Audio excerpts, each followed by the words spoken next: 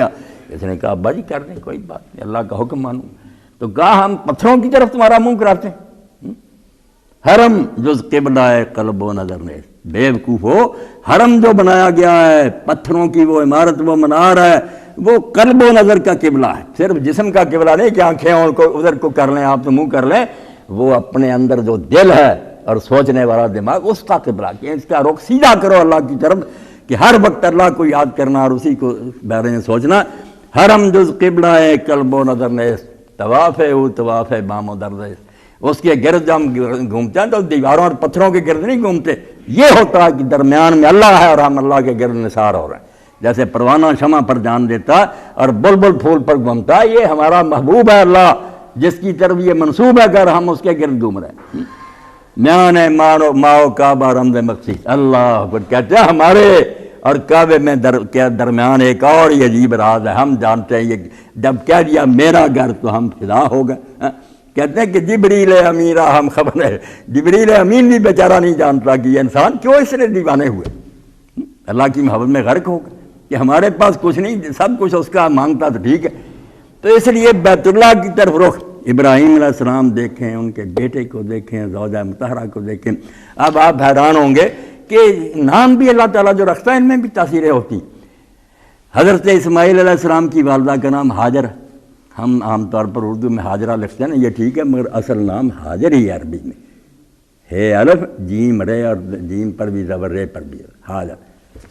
اور یہ عبرانی اس زبان میں جس کا اصل لفظ ہے اس کا معنی شائستہ اور آراستہ، شائستہ،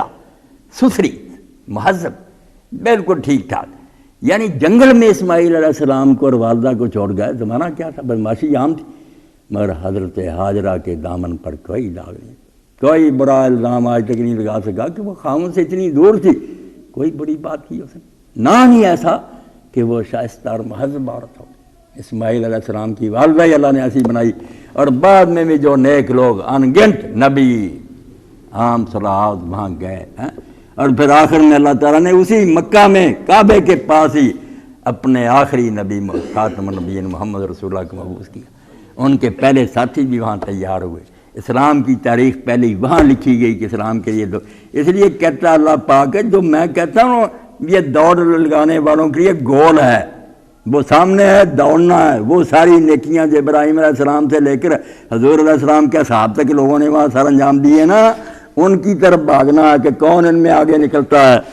اور وہاں کہتا کہ یہ جو یہودی عیسائی بکواس کرتے ہیں نا، ان کو پتہ ہے کہ یہ قبلہ جو بدلا گیا بالکل ٹھیک ہے، یہی کتابوں میں لکھا تھا کہ آخری نبی آئے گا تو ابراہیمی قبلہ ہی وہ پھر مقرر کرے گا، مگر یہ ظالم جھوٹے مانتے نہیں۔ الذین آتیناہم الکتاب یعرفونہ کما یعرفون ابناءہم،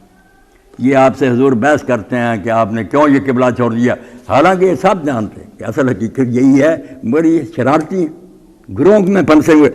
جیسے اپنے بیٹوں کو پہچانتے ہیں اس طرح پہچانتے ہیں۔ وَإِنَّ فَرِيقًا مِّنْهُمْ لَيَكْتُمُونَ الْحَقَّ وَهُمْ يَعْلَمُونَ، جانتے بوجھتے حقائق کو چھپا رہے ہیں۔ کئی مرتبہ انسان پریشان ہوتا ہے کہ شاید یار ان کو سمجھ نہیں آتی، پھر اللہ تسلی دیتا نہیں، بدنیت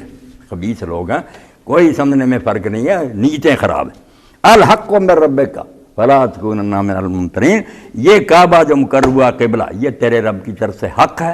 ہونا ہی چاہیے تھا، قبلہ ابراہیم علیہ السلام کی ملت ہے، جب اس امت کا دین تو قبلہ ابراہیمی کیوں نہ ہوتا، تو شک میں کوئی نہ پڑے، کوئی آدمی شک میں نہ پڑے یہودیوں اور عیسائیوں کی بکواس سے، وَلِكُلٍّ وِجْهَةٌ هُوَ مُوَلِّيهَا۔ باقی یہی بات کہ یہ کوئی مشرق کی طرف کرتا ہے، کوئی مغرب کی طرف منہ کرتا ہے، کیا جھگڑے ان سے کرو گے، کس کس کو راضی کرتے پھرو گے، مشرق والوں کا قبلہ اختیار کرو، مغرب والے نہ، انہوں نے دین تباہ کر رکھا، ان کو دفع کرو،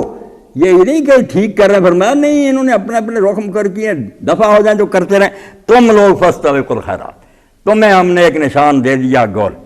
دوڑنے کی کوشش کرو، نیکی میں لگ جاؤ، بحثوں میں نہ الجھے رہنا، اینما تکونوا یات بکم اللہ جمیعا۔ اب دونوں ہی باتیں ٹھیک ہیں کہ یہ لوگ بحثیں کرتے رہیں، آپ سچے دین پر رہیں، اللہ سب کو اکٹھا کر لے گا، قیامت کے دن فیصلے ہو جائیں گے، اور دوسری طرف خود نیکی کرنے والے جو مومن ہیں ان کے لیے بھی ہو سکتا